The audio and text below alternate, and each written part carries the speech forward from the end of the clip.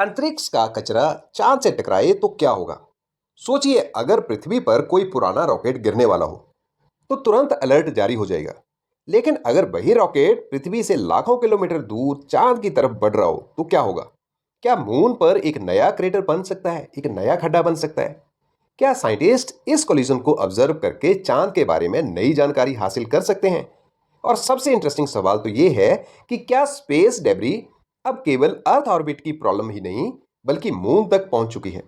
सो आज हम समझेंगे space x falcon 9 rocket stage और मून से संभावित कोलिजन की पूरी साइंस, और साथ में यूपीएससी और सिविल सर्विसेज एग्जामिनेशंस के लिए इंपॉर्टेंट पॉइंट्स। सो आखिर मामला क्या है। जनवरी 2025 में स्पेसएक्स फाल्कन 9 रॉकेट ने 2 लूनर स्पेसक्राफ्ट को मून की दिशा में लॉन्च किया था, और फायरफ्लाई एयरस्पेस का ब्लू गोस्ट और जापानीज कंपनी आई स्पेस का लूनर लैंडर। मिशन के बाद फाल्कन 9 का अपर स्टेज स्पेस में रह गया। और नॉर्मली रॉकेट स्टेजेस को ऐसी ट्रेजेक्ट्री देने की कोशिश की जाती है जिससे वे कंट्रोल तरीके से डिस्पोज हो सकें। लेकिन इस केस में रिपोर्ट्स के अनुसार स्टेज के पास अर्थ एटमॉस्फेयर में वापस आने के लिए पर्याप्त फ्यूल ही नहीं था, और इसके बाद इस सिस लूनर स्पेस यानी अर्थ और मून के बीच के क्षेत्र में ऑर्बिट करता रहा। एस्ट्रोनॉमर्स ने इसकी ट्रैजेक्टरी ट्रैक की और कैलकुलेशंस ने संकेत दिया कि यह ऑब्जेक्ट मून की सरफेस से कोलाइड कर सकता है, मतलब चांद से टकरा सकता है। यानी रॉकेट का मिशन समाप्त हो चुका था, लेकिन उसकी कहानी अभी समाप्त नहीं हुई थी। अब मून पर गिरने से क्या होगा, तो यह बहुत बड़ा सवाल है। तो रॉकेट मून से टकराएगा तो क्या होगा। अब मून पर अर्थ जैसी डेंस एटमॉस्फेयर नहीं है, इसलिए वहां कोई रॉकेट स्टेज एटमॉस्फेयर में एंटर करके उसी तरह बर्न नहीं होता जैसे पृथ्वी की ओर आने वाला बहुत सा स्पेस डेब्री हो सकता है। अब हाई स्पीड इंपैक्ट के टाइम रॉकेट की जो काइनेटिक एनर्जी है वो लूनर सरफेस में ट्रांसफर हो जाएगी। और फिजिक्स याद रखिए, यहाँ पे kinetic energy is equal to half M B square. यहाँ सबसे इंपॉर्टेंट फैक्टर है वेलोसिटी, क्योंकि वेलोसिटी स्क्वायर में आती है।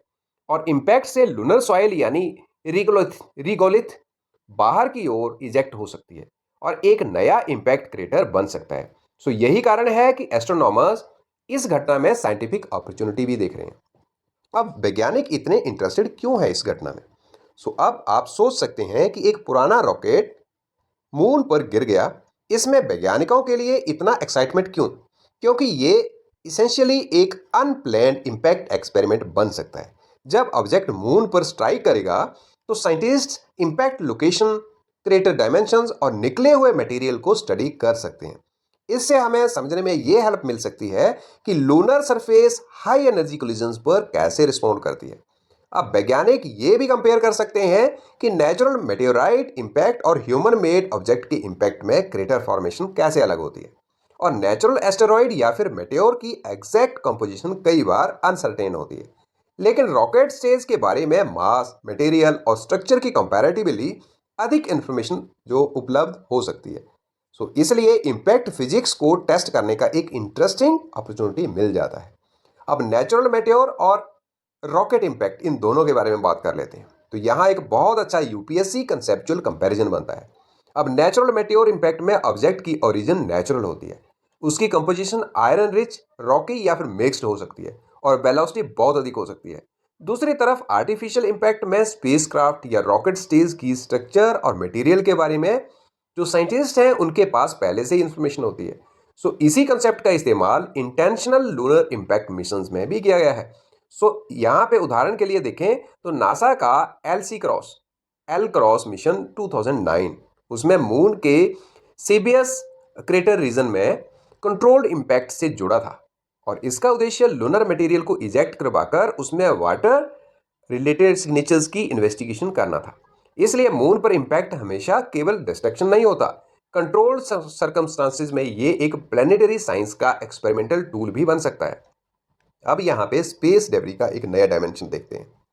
तो स्टोरी का सबसे इंपॉर्टेंट पॉलिसी एंगल आता है स्पेस डेब्रिस।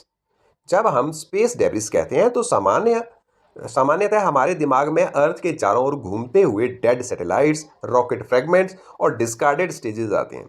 लेकिन जैसे जैसे ह्यूमैनिटी मून की तरफ अधिक मिशन भेज रही है, डेब्रिस मैनेजमेंट का प्रश्न जो है वो सिस ल्यूनर स्पेस तक एक्सपेंड हो रहा है। आने वाले सालों में नासा का आर्टेमिस प्रोग्राम, चाइना के लूनर मिशंस और इंडिया के फ्यूचर लूनर मिशंस और कई प्राइवेट कंपनीज मून तथा उसके आसपास ऑपरेशंस बढ़ा सकती हैं। तो इसलिए सवाल केवल ये नहीं रहेगा कि अर्थ ऑर्बिट को क्लीन कैसे रखा जाए, बल्कि सवाल ये होगा कि मून और सिस लूनर एनवायरनमेंट को सस्टेनेबल कैसे रखा जाए। और ये कंसेप्ट यूपीएससी के लिए बहुत इंपॉर्टेंट है, long term sustainability of outer space activities. So moon पर पॉल्यूशन भी हो सकता है। अब ये एक फैसिनेटिंग क्वेश्चन है, क्या मून भी ह्यूमन पॉपुलेशन का शिकार हो सकता है? तो यहाँ पॉल्यूशन का अर्थ जो है वो केवल स्मोक या फिर केमिकल्स नहीं है। फ्यूचर में discarded spacecraft, crash sites, abundant hardware और सरफेस कंटेमिनेशन भी कंसर्न बन सकते हैं। सो इसके अलावा मून पर कुछ लोकेशन जो है वो साइंटिफिकली बहुत वैल्यूएबल है। कुछ रीजन्स में परमानेंटली शैडोड क्रेटर्स हैं जहां वाटर आइस मिलने की संभावना है, और कुछ साइट्स जियोलॉजिकल हिस्ट्री समझने में भी बहुत इंपॉर्टेंट है, और अपोलो लैंडिंग साइट्स जैसी जो लोकेशंस का हिस्ट्रिकल और कल्चरल सिग्निफिकेंस भी है। इसीलिए अनकंट्रोल्ड इम्पैक्ट्स जो है वो फ्यूचर में साइंटिफिक ऑब्जर्वेशन और हेरिटेज प्रोटेक्शन दोनों के लिए चैलेंज पैदा कर सकते हैं। अब इंडिया के लिए इसका क्या रेलिवेंस है, उस पर बात कर लेते हैं। तो भारत ने चंद्रयान प्रोग्राम के माध्यम से लूनर साइंस में एक बहुत इंपॉर्टेंट कैपेबिलिटी डेवलप की है, और चंद्रयान 1 ने लूनर वाटर रिलेटेड डिस्कवरीज में मेजर कंट्रीब्यूशन दिया, जबकि चंद्रयान 3 ने भारत को मून के साउदर्न हाई लैटिट्यूड रीजन में सक्सेसफुल सॉफ्ट लैंडिंग कैपेबिलिटी दिखाई। सो फ्यूचर में जैसे जैसे लूनर एक्सप्लोरेशन बढ़ेगा, इंडिया को केवल लॉन्च टेक्नोलॉजी और लैंडिंग टेक्नोलॉजी ही नहीं, बल्कि space situational awareness, trajectory prediction और डीप स्पेस ऑब्जेक्ट ट्रैकिंग जैसी कैपेबिलिटीज भी स्ट्रेंथन करनी होगी। यानी फ्यूचर स्पेस पावर बनने का अर्थ सिर्फ रॉकेट लॉन्च करना ही नहीं है।